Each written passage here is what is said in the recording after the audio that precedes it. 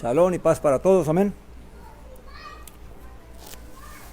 Hoy vamos a continuar en el libro de Primera de Pedro, capítulo 2, en adelante, versículo 1. Y vamos a estar meditando sobre algo que... ¿Cuál es el mensaje que realmente Kefas o Pedro quiso transmitir? ¿Por qué escribirle? ¿Por qué Kefas, alguien que estaba guiando a los judíos creyentes, decide escribirle una carta a gentiles creyentes? Amén. ¿Cuál es el espíritu de la carta de él para con estos creyentes?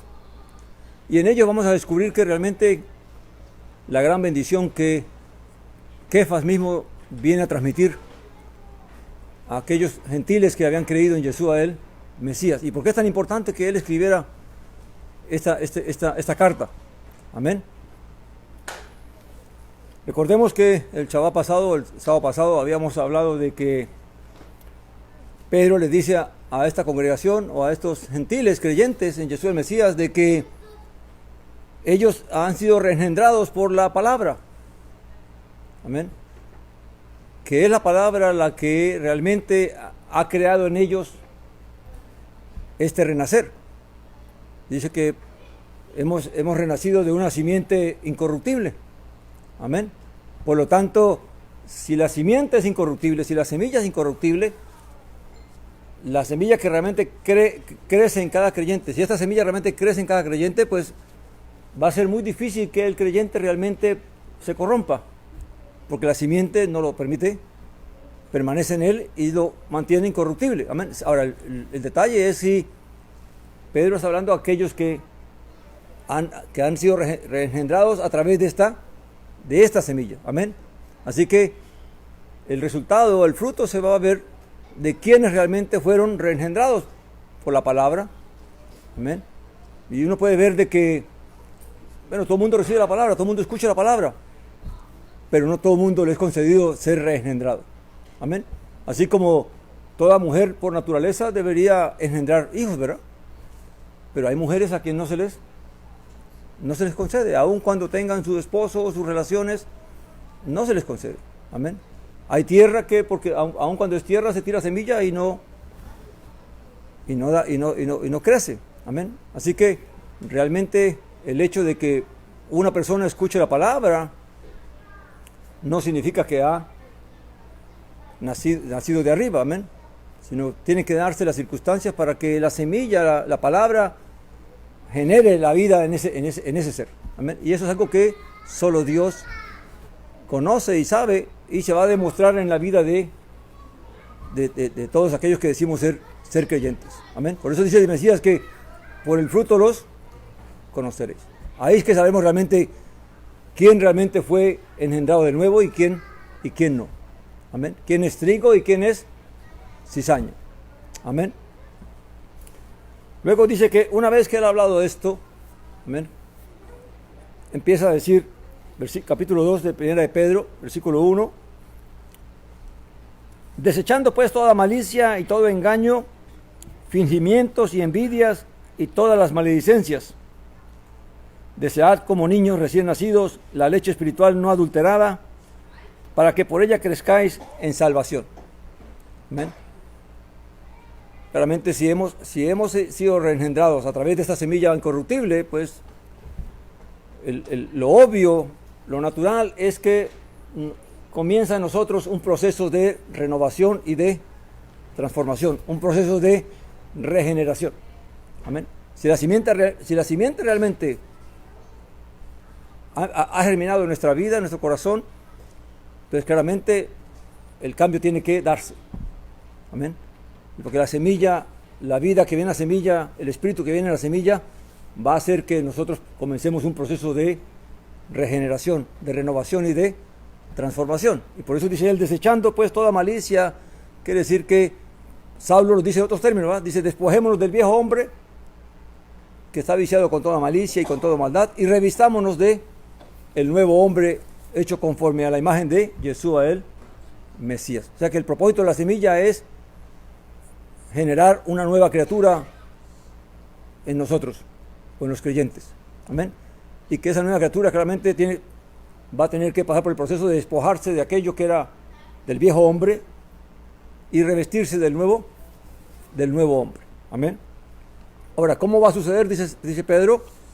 Dice, deseando como niños que recién nacidos la leche espiritual no adulterada, para que por ello crezcáis en salvación. Hoy sabemos que todo bebé nace y lo natural es que fuera alimentado por su progenitoria, ¿verdad? Por su madre, y que pudiera beber del mismo seno de la madre lo que naturalmente debería alimentarlo. Sabemos también que a muchos niños se les niega eso, amén, por muchas razones, algunas veces por cuestiones ajenas a la madre, pero otras por vanidad, por muchas cosas. A los niños se les niega aún la leche natural, y ya se alimenta con leche preparada químicamente, ¿verdad? Y se les da esa leche para que se desarrollen, pero la misma ciencia demuestra que hay diferencia entre la nutrición de una y de la otra, amén. Lo que está diciendo Pedro es que así como un niño que se le enseña que en el pecho encuentra el alimento que lo satisface, y no solamente el alimento, sino también la protección, el abrigo, el calor de la madre, pues así nosotros también, todos los creyentes, deberíamos sentir esa necesidad de estar pegados a la palabra de Dios, amén, sabiendo que allí encontraremos la consolación, la fortaleza, la fuerza, el poder, el entendimiento, el conocimiento para poder entonces caminar en esta salvación, amén, para ser fortalecidos y para poder crecer y desarrollarnos y poder alcanzar la salvación que el Señor nos ha dado, amén. Luego dice, versículo 3, dice, ya que habéis gustado que el Señor es bondadoso. O sea, todo aquel que realmente ha experimentado en su vida el gozo de poder entender lo que el Padre nos ha dado a través de Jesús el Mesías, la vida, la salvación que nos ha dado, la reconciliación que nos ha concedido, el gozo del Espíritu que nos ha concedido. Entonces claramente la persona que ha podido experimentar eso, entonces ha experimentado ¿qué? La bondad de Dios. Y si realmente hemos experimentado esa bondad, y fíjense que cuando él dice que si realmente lo hemos experimentado, quiere decir que solamente aquel que realmente la palabra regeneró la vida en él, es lo que realmente va a poder entender la persona, la bondad que ha recibido de parte del Padre. Amén. Pero el que no ha podido ser engendrado, pues realmente no va a poder probar o saborear esa bondad. Amén. Porque tal vez que la Escritura dice que el conocimiento envanece, ¿verdad? Una persona puede estar llena de mucho conocimiento de la palabra. Tristemente, si lo aplicamos a lo que pasó con el pueblo judío o con los líderes que rechazaron al Mesías, pues eran rabinos, eran doctores de la ley, escribas, tenían conocimiento, amén, habían desarrollado toda una sabiduría en cuanto a la palabra, a la Torá, pero aún así no pudieron recibir la semilla, no pudieron recibir la simiente, que era la que realmente iba a producir la vida en ellos. Entonces, el hecho de que una persona tenga conocimiento de la palabra no significa que está en el camino de la salvación. Lo que va a demostrar que estamos en el camino de la salvación es que la vida haya germinado, que la palabra realmente haya cobrado vida en nosotros. Amén. Y eso se va a revelar en nuestro comportamiento, en nuestro proceder, en nuestra actitud de cómo vamos a caminar frente. Y esto es necesario porque para entender lo que Kefas va a decir ahora en cuanto a los creyentes. Dice el versículo 4, acercándoos a él, piedra viva, desechada ciertamente por los hombres, mas para Elohim escogida, preciosa. O sea, el creyente va a poder alimentarse, va a buscar la palabra, acercándose ¿a quién? A Yeshua, el Mesías. Él fue la piedra que desecharon los hombres, ¿verdad? Pero que para el Padre era escogida y era preciosa. Amén. Claramente haciendo la diferencia entre los judíos que rechazaron y los judíos que creyeron. Igualmente en los gentiles. Muchos gentiles oyeron el mensaje, las buenas nuevas, pero no todos lo recibieron. Pero a los que lo recibieron, entonces, pudieron acercarse a Yeshua, el Mesías. Amén. Piedra viva porque en él se genera todo. En Yeshua el Mesías, como decía el hermano esta mañana, se genera toda lo que es la vida para nosotros. Dice el versículo 5: vosotros también, como piedras vivas, estáis siendo edificados como casa espiritual para un sacerdocio santo, a fin de ofrecer sacrificios espirituales aceptables a Elohim por medio de Yeshua el Mesías. Ahora, cuando escuchamos estas palabras hay que entender de que Kefas o Pedro le estaba hablando a gentiles creyentes. Amén. Y que ahora le está diciendo a ellos esto. Les decía que era importante, porque era importante la carta de Pedro para los gentiles creyentes, porque recuerda que Yeshua el Mesías le dijo a él que a él le daba ¿qué? Las llaves del reino, y era él el que iba a abrir la puerta para que el reino fuera anunciado. Amén. Lo vimos en que Pedro fue el primero que habló cuando descendió el poder del Espíritu Santo. Kefas fue a quien el Padre envió a la casa de Cornelio por primera vez a hablarle a un gentil. Y ahora es Kefas el que le está diciendo a estos gentiles creyentes que ellos son un sacerdocio santo, que ellos como piedras vivas, o nosotros como piedras vivas, estamos siendo edificados como un ¿qué? Como un templo, amén, como una casa, como un sacerdocio santo para, dice, a fin de ofrecer sacrificios espirituales aceptables a Elohim por medio de Yeshua el Mesías. Hay que entender de que esto del sacerdocio santo se le dio primeramente ¿a quién?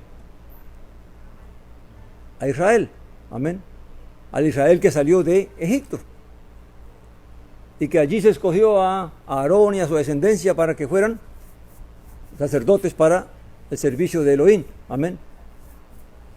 Pero vemos en Éxodo 19:4, si lo vemos allí, mi hermano.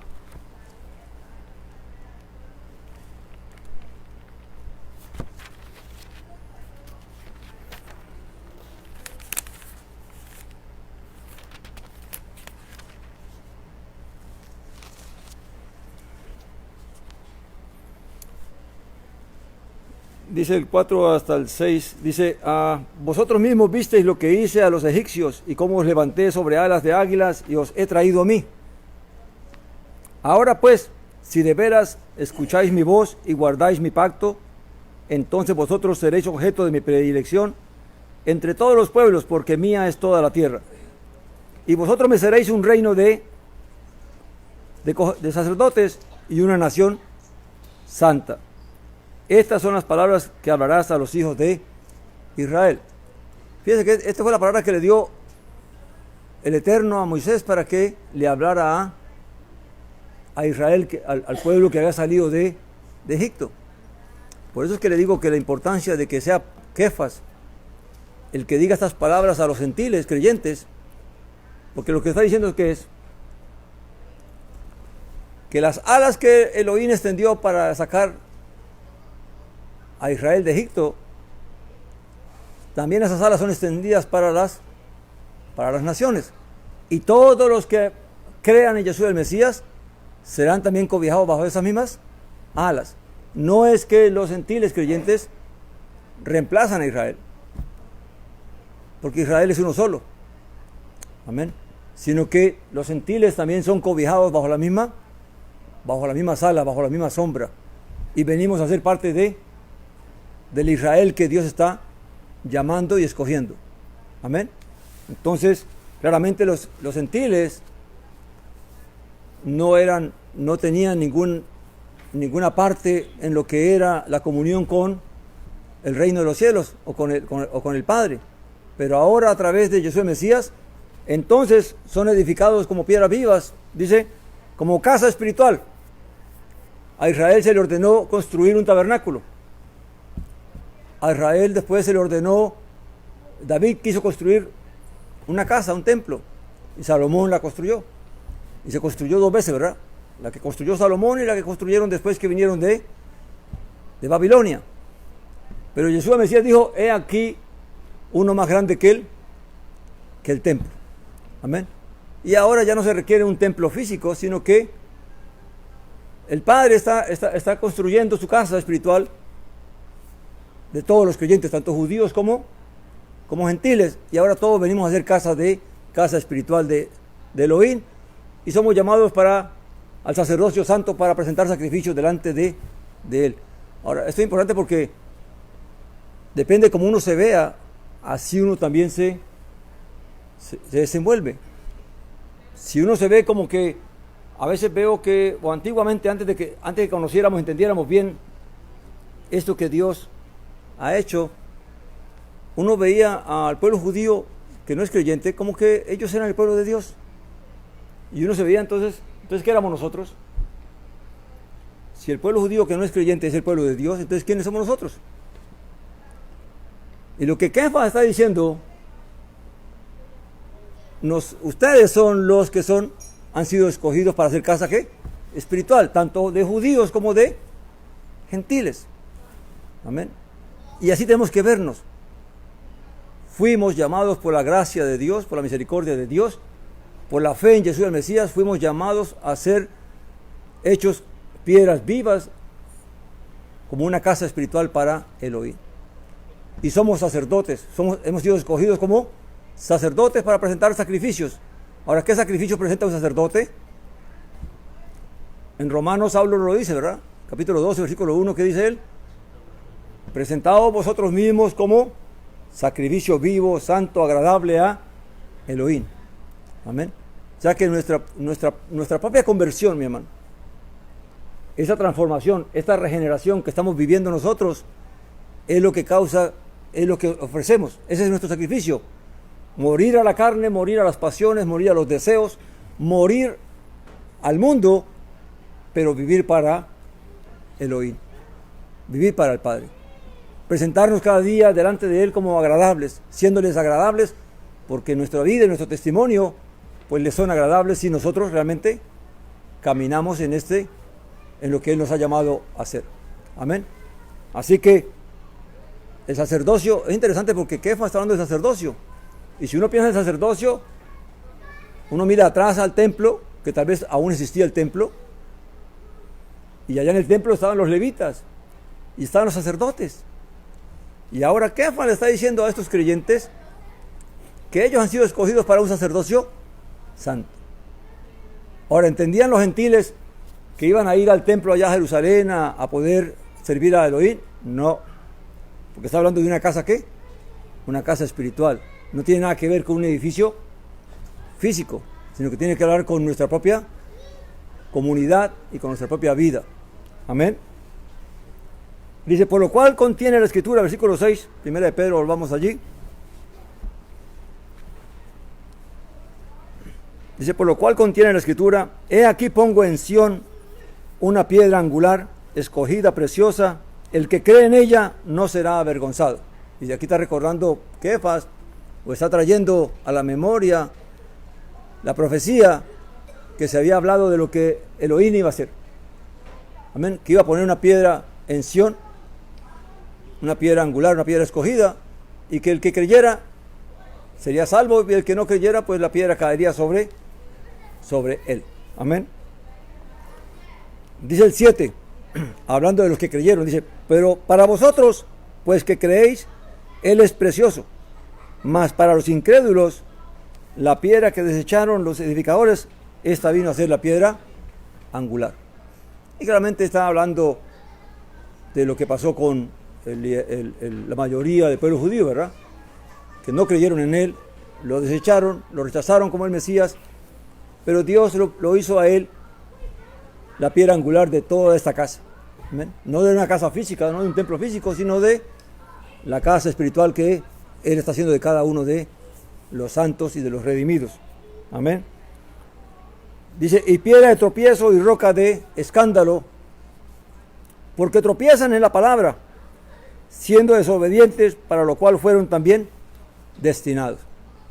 Ahora, esto de destinados quiere decir que en la sabiduría del Padre, en la sabiduría de Elohim, conociendo el corazón y el carácter de los hombres, envió al Mesías en la generación que había de rechazarlo.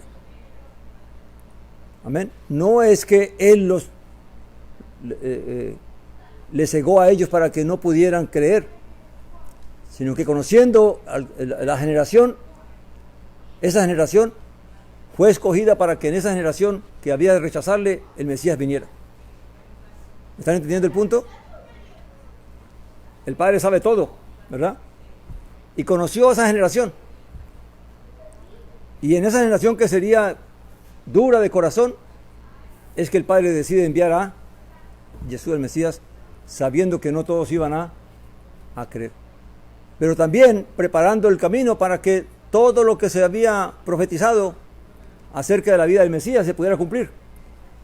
Porque es por el rechazo y el duro corazón de esa generación que el Mesías fue llevado al madero. Amén.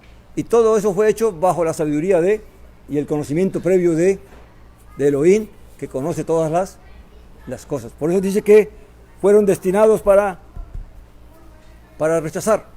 Amén. Pero destinados en el sentido de que por el conocimiento del corazón de ellos, esa generación fue escogida para eso. Amén. Dice el versículo 9, es triste, ¿verdad? Y es doloroso que ahora, igual pasará, mi hermano, igual pasa hoy en día. Esa generación escucha el mensaje, escucha la palabra. Y cada vez que las generaciones pasen, la palabra va a ser menos recibida, menos oída.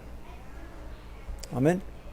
Porque Dios conoce la dureza del corazón de cada generación. Amén. Y por eso es que cuando uno escucha estas palabras, ahora Pedro trajo, o Kefas trajo estas palabras a esta congregación o a estos creyentes, porque ellos estaban pasando por un momento difícil. Recuerden que en los primeros tiempos, los primeros creyentes sufrieron mucha persecución y mucha opresión y mucho maltrato no solamente de los judíos, sino también de los gentiles que no creían. Y él le trae estas palabras para animarles, para que ellos puedan internalizar su identidad de quiénes son realmente y qué se les ha concedido ser. Amén. Porque eso es lo que va a cambiar el pensar de las personas.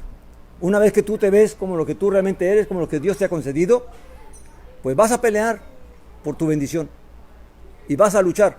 Porque ¿qué es Israel? Según la Escritura,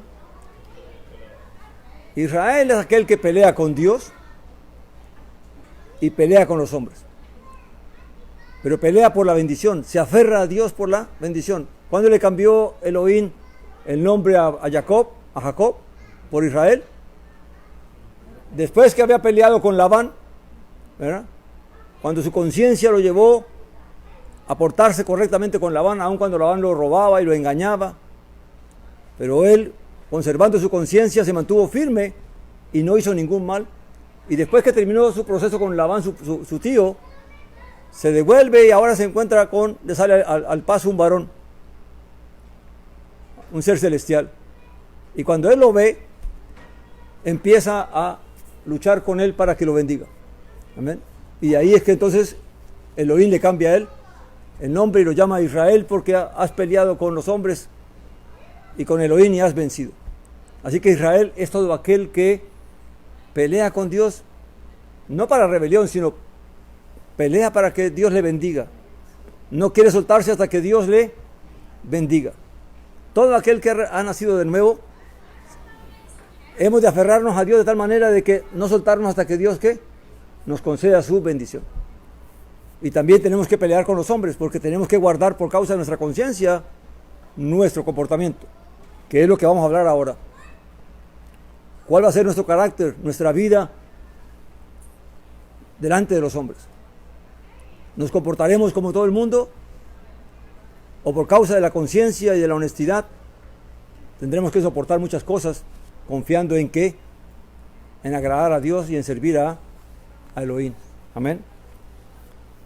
Y aquí Kefa va a decir 4 títulos que le fueron dados a Israel en el desierto y que ahora también son aplicados. Y digo que también son aplicados porque no dejaron de ser aplicados a Israel, sino que es para Israel.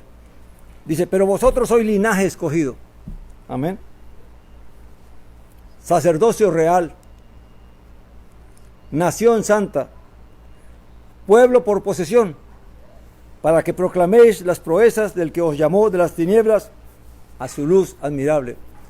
Y decía, lo importante de entender esta carta es porque es Kefas a quien el Señor le dio las llaves del reino, el que ahora le anuncia a aquellos que en Oseas dice, en el lugar que se les dijo, vosotros ya no sois pueblo, se les dirá, vosotros sois hijos del Altísimo. ¿Y por qué ocurre eso allí? Porque se cree que este grupo, esta comunidad o esta región donde Kefas envía esta carta, fue donde fueron desterrados la casa de Israel, la casa del norte, que fue llevada por Asiria y los esparcieron fuera de Israel.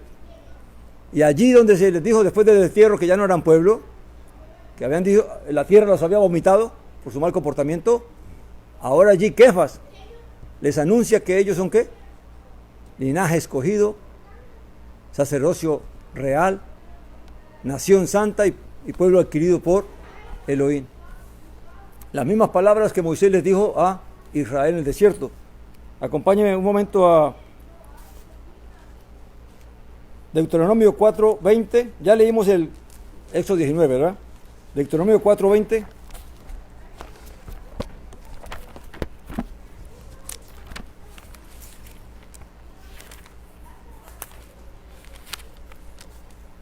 Y recuerden, no es que el pueblo creyente gentil ha reemplazado a Israel, sino que somos cobijados bajo las mismas alas. Amén. Venimos a ser parte del mismo Israel. 4:20 dice, Deuteronomio 4:20 o Devarim 4:20 dice, pero a vosotros Yahweh os tomó y os sacó del horno de hierro de Egipto, para que llegarais a ser para él pueblo de su herencia, como hoy se ve. ¿Qué significa pueblo de su herencia? Pueblo escogido por Elohim. Amén. Ahí mismo en Deuteronomio podemos ver el capítulo 7, versículo 6.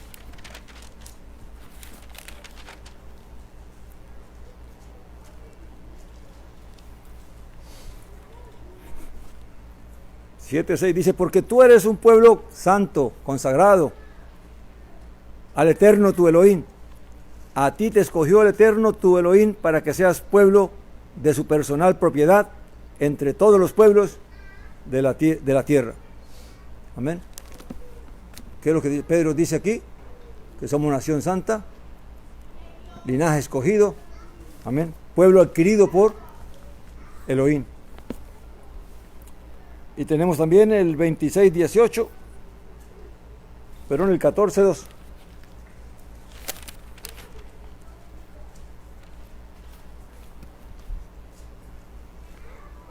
¿Tienen? Deuteronomio 14:2 dice, porque eres un pueblo santo, o Kadosh, para el Eterno tu Elohim, y el Eterno te ha escogido para que le seas un pueblo especial entre todos los pueblos sobre la faz de la tierra.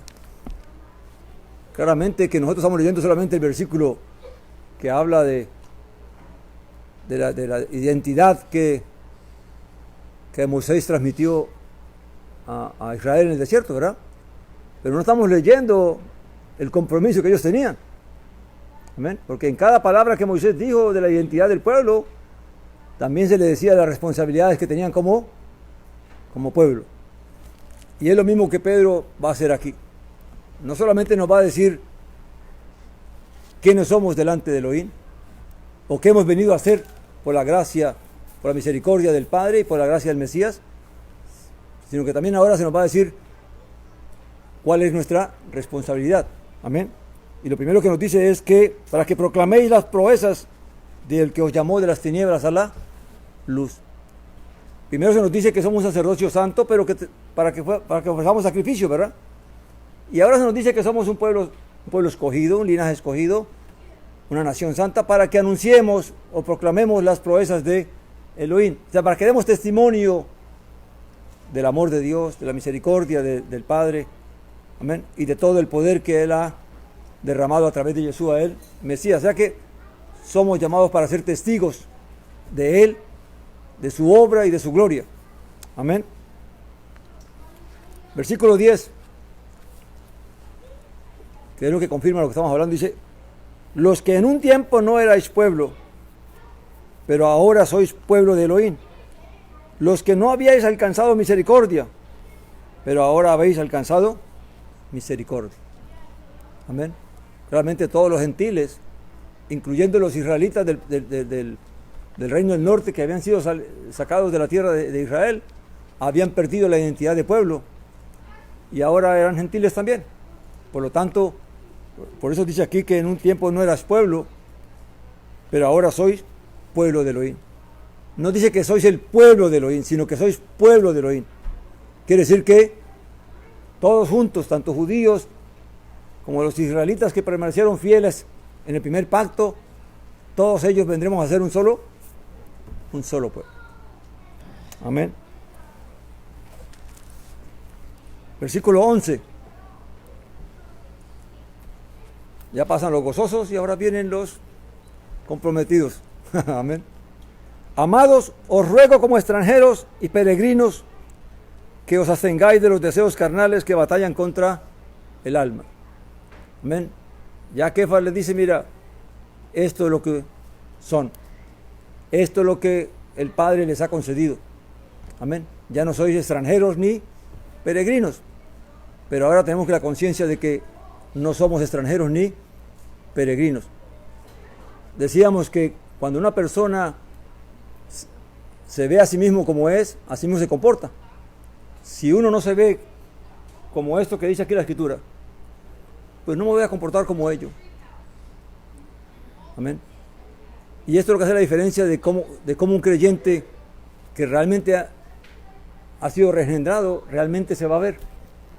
Y así mismo va a vivir. Porque ya no me veo como parte de que, sí, yo nací en una tierra, nací con una familia, me crié con amigos, y era parte de ellos. Amén. En la parte física. Pero ahora por la fe, Dios me ha puesto en otra posición. Amén. No solamente a mí, sino a todos los que hemos creído. Por eso es que cuando en Corintios surge eso de que yo soy de Kefas, y yo soy de Pablo, y yo soy de esto, dice: ¿acaso el Mesías acaso ellos murieron por ustedes o fue el Mesías? Amén. Uno puede ser de Colombia, de México, de Venezuela. Ya eso no cuenta. Eso es en la carne que cuenta. Pero en el espíritu, ya eso no cuenta. No cuenta de dónde venimos, sino a dónde Dios Elohim nos ha traído. Amén. Eso es lo que cuenta ahora.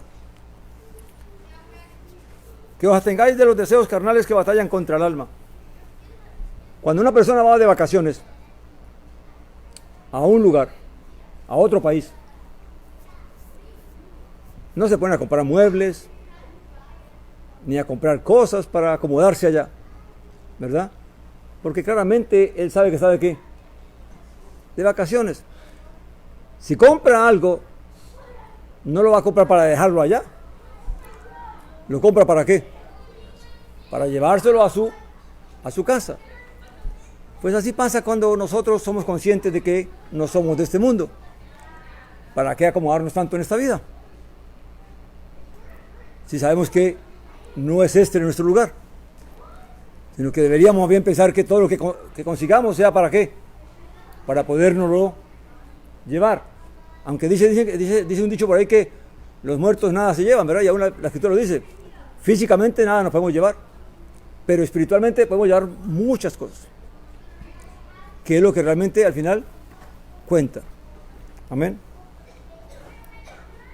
Cuando Abraham salió de la tierra de su familia para ir a Canaán, claramente la Escritura dice que él andaba como peregrino, como extranjero por toda esa tierra. Amén. Aunque Dios se lo había prometido, aunque Elohim le prometió que sería de él, que un día le heredaría, él lo único que alcanzó a comprar fue una cueva y un pedazo de tierra para poder sepultar a Sara, para sepultura.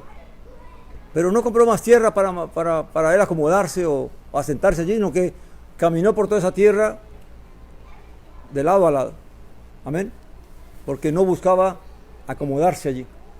Porque dice la Escritura en hebreo, nos dice que él buscaba la ciudad celestial que Elohim les habría preparado. Ahora, no solamente que luchemos contra los deseos carnales. ¿Cuáles son los deseos carnales?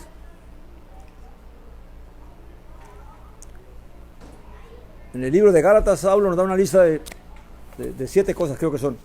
Gálatas 5, 19, me hablo allí un momentito. Si no tenía claro cuáles son los deseos que luchan contra el alma,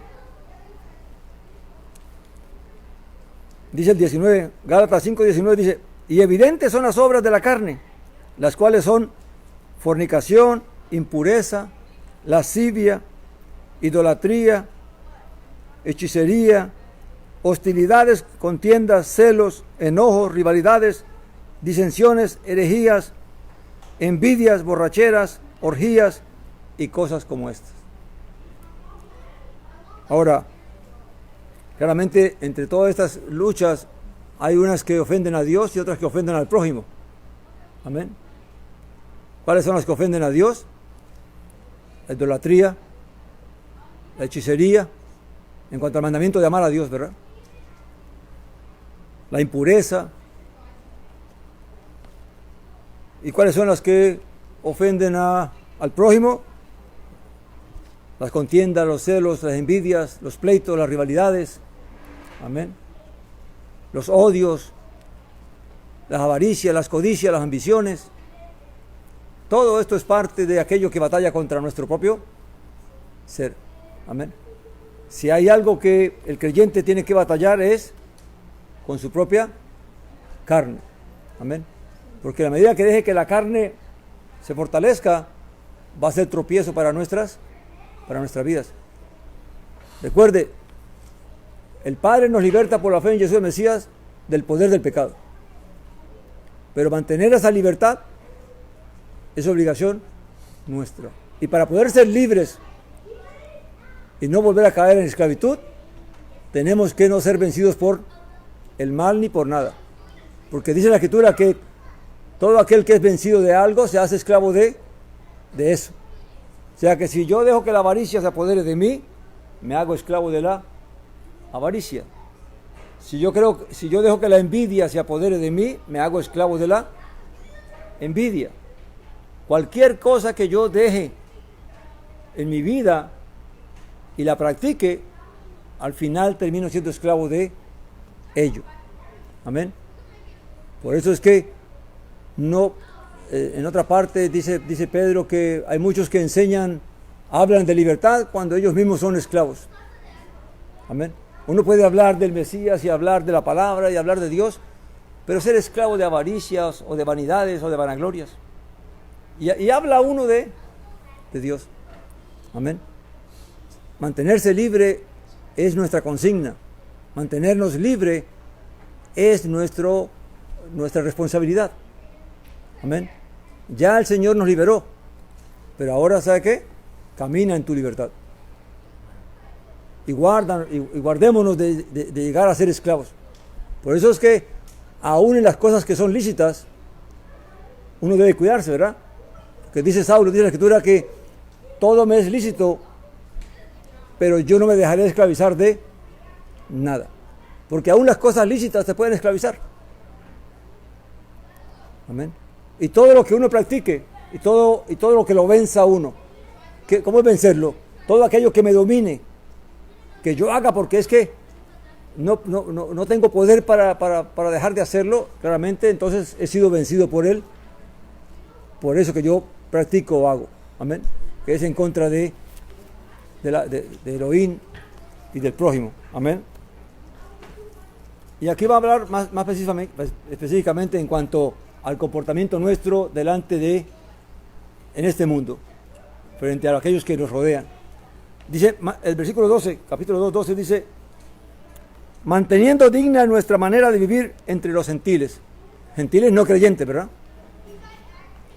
para que en lo que murmuran de vosotros como de malhechores, glorifiquen a Elohim en el día de la visitación a causa de vuestras buenas obras. Quiere decir que aun cuando el creyente, y esta es la razón de la carta de Kefas para este pueblo, porque están viviendo en medio de persecución y de opresión y de maltratos, pero aún así se les pide de que mantengan buena su vida de vivir, digna su vida de vivir entre los gentiles, para que aun cuando los traten de malhechores, realmente se demuestre en el día del juicio de que no eran ningunos malhechores. Amén. Y hay que mantener eso. Hay algo que está claro: en el mundo hay personas que por causa de la conciencia son capaces de sufrir y hasta de morir con tal de no lastimar su conciencia, de no contaminar su conciencia. Si eso lo hace alguien en el mundo, ¿cuánto más nosotros debemos mantener limpia nuestra conciencia y nuestro proceder? Cuando tenemos el poder de Dios, el poder del Espíritu que nos ayuda, que nos da la fuerza para poder resistir. Amén. Dice, versículo 13, someteos a toda autoridad humana por causa del Señor, ya sea al rey como al superior, ya sea a los gobernantes como enviados por él para castigo de los malhechores y para alabanza de los que hacen bien. Porque así es la voluntad de Elohim, que haciendo el bien hagáis callar la ignorancia de los hombres insensatos. Realmente que en todo esto se nos manda como creyentes a ser buenos ciudadanos y a guardar las normas que se establecen y a no quebrantarlas. Amén. Y a cumplir con todo lo que se nos ordena como ciudadanos para cumplir.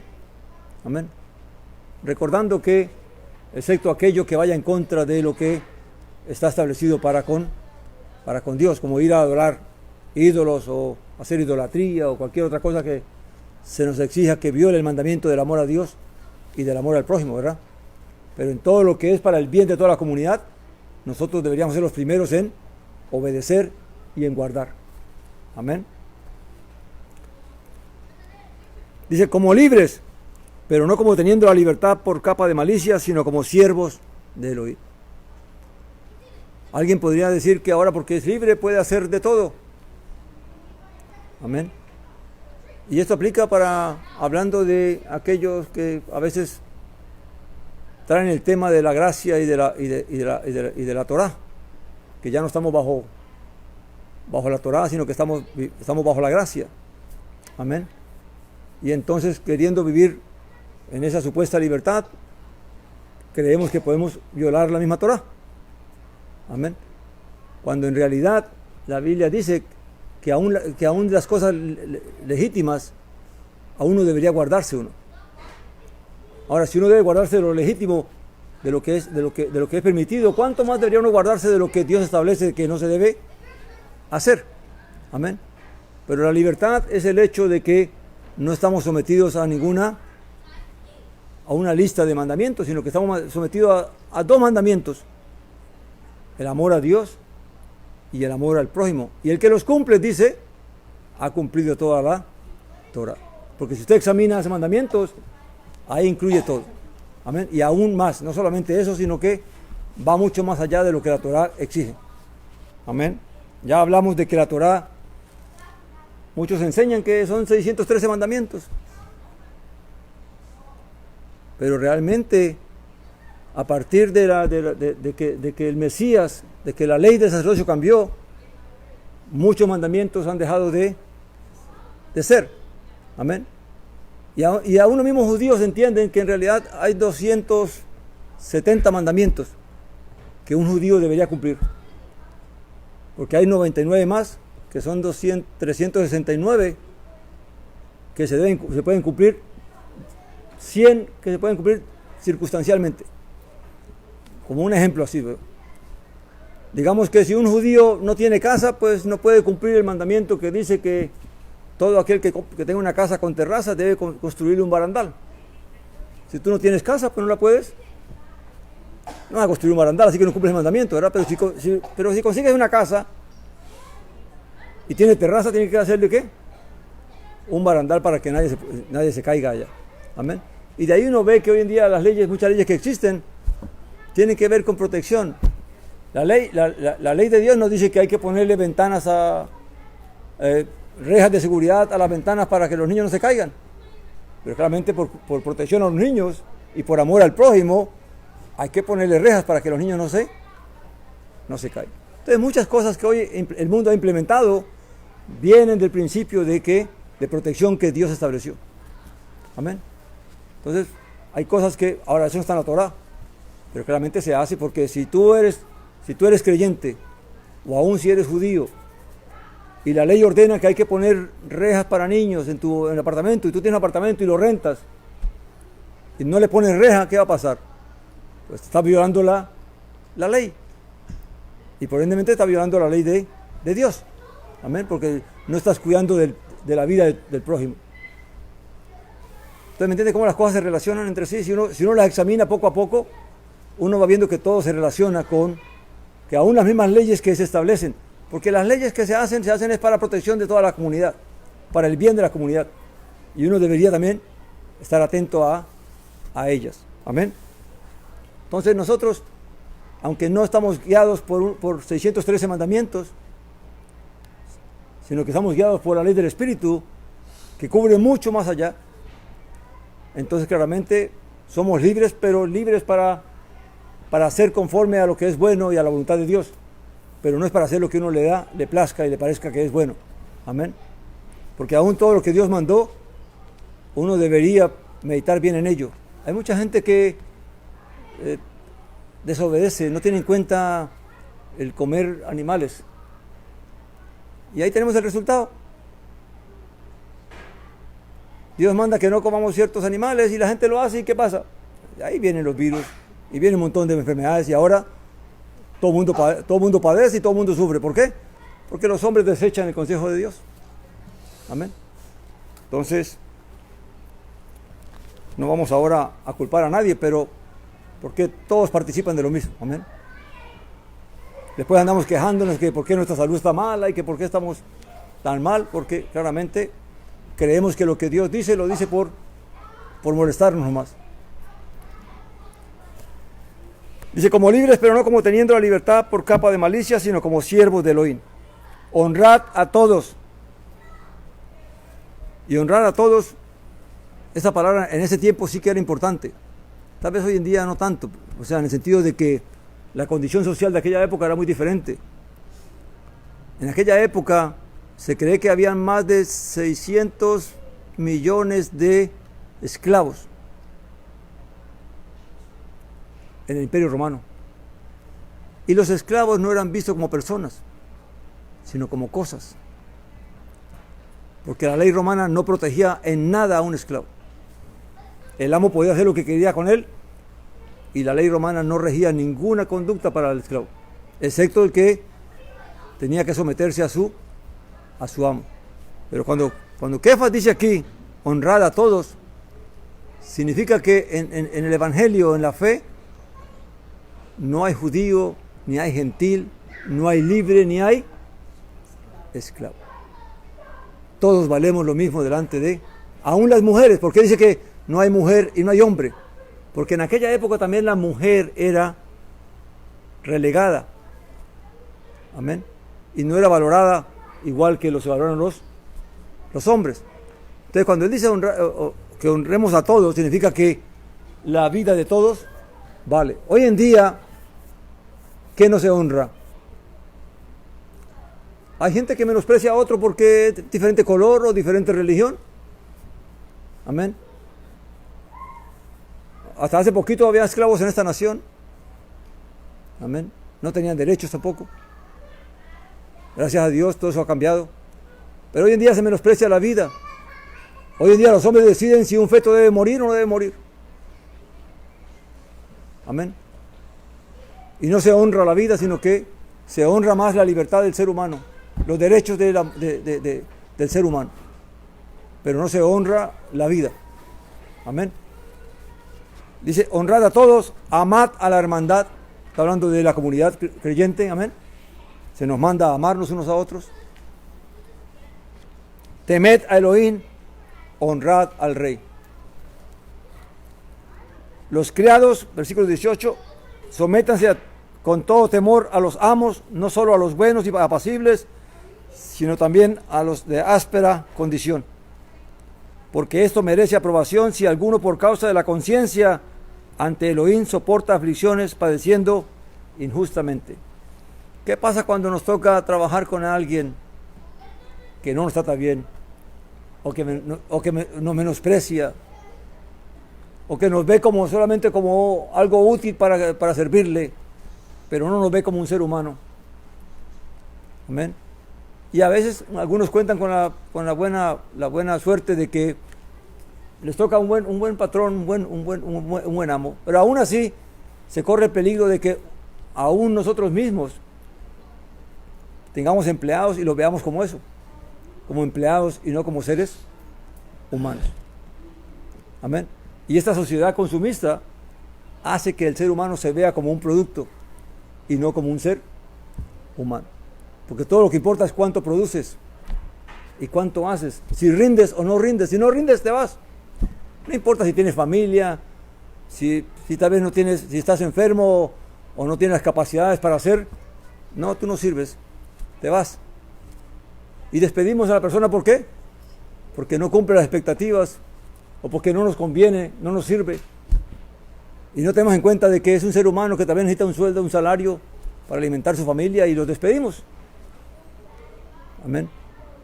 ¿Cuántas veces se cometen tantas injusticias? Y a veces sin darnos cuenta, porque realmente no caemos en el pensamiento de este mundo. ¿Ver? Cuando la Escritura dice que no améis al mundo, no se refiere solamente a las cosas físicas que se hacen, sino a la forma de pensar de este mundo. Si el mundo ve al ser humano como un producto, como un instrumento, como una cosa, nosotros como creyentes no podemos ver al ser humano así. Tenemos que verlo como ¿qué? Como personas. Y por eso es que la gente anda tratándose mal y haciéndose daño, porque ya hemos empezado a perder esa calidad humana de vernos como seres humanos. Y más si es de otro color, o si es de otra profesión, o si es de otra religión, nos vamos distanciando. ¿Ven? Porque ya no vemos como cosas, sino como seres humanos. Pero dice que el creyente tiene que primeramente aprender a valorar al ser humano, pero también tiene que aprender a sufrir por el bien de la conciencia. Así como a Jacobo, y lo traigo a él porque tal vez es el ejemplo que más tenemos claro, así como a Jacobo o Jacob sufrió a manos de su tío Labán, cuando éste lo abusaba y lo explotaba y lo engañaba y todo esto, así un creyente debería también, por causa de la conciencia, por no contaminar su conciencia, preferir sufrir la aflicción o el maltrato, la humillación, antes que ir a hacer algo que contamine su conciencia. Amén. Dice, porque qué mérito es, versículo 20, porque qué mérito es si por pecar sois abofeteados y lo soportáis. O sea, si tú te portas mal como siervo, como empleado, y te maltratan porque te hiciste algo malo, pues te lo mereces, no lo merecemos, ¿verdad? Pero dice, pero si lo soportáis haciendo el bien y padeciendo, esto ciertamente es aprobado delante de Elohim. Ahora, si uno se porta bien y hace el mejor esfuerzo para que rendirle a la compañía, o hacer el trabajo bien, o cuidar las cosas bien, y aún así lo maltratan, o lo humillan, o lo explotan, pues hay que sufrirlo por causa de la conciencia. Porque somos ¿qué? Somos hijos de Dios, y somos pueblo de Dios, y tenemos que dar ese testimonio. Recuerde, ahora, ¿por qué una persona va a poder soportar todo esto? ¿Por qué una persona, por qué el Hijo de Dios, el que es creyente, debe soportar todas estas cosas antes que ir a hacer algo malo? Porque claramente, si la persona, fíjate bien, si nosotros como creyentes comprendemos que nuestra vida no depende de esto que hoy vivimos, sino de lo que Dios tiene reservado para nosotros. Si una persona va por un tiempo a otro país a buscar trabajo 1 año, 2 años, pero él sabe que él no sacará todo el tiempo. Y lo explotan y lo engañan y él sufre allá, pero allá está porque sabe que tiene que estar ahí porque de ahí va a disfrutar. Pero él sabe que dentro de un tiempo el que va a salir de allí, va a regresar. Pues lo sufre, ¿verdad? Pues al mismo el creyente, sabiéndose que no somos de aquí, sino que nuestra ciudadanía está en los cielos, entonces realmente tenemos que vernos como que esto es temporal. Esto no es lo que es definitivo. Amén. Pero mientras nosotros no nos veamos así, siempre vamos a comportarnos como se comporta este mundo. Porque nos creemos que somos en este mundo y exigimos derechos como el mundo. Cuando la palabra de Dios nos enseña, nos llama a dar un testimonio completamente diferente, demostrando que nuestra preocupación no es esta, sino la que viene. Amén.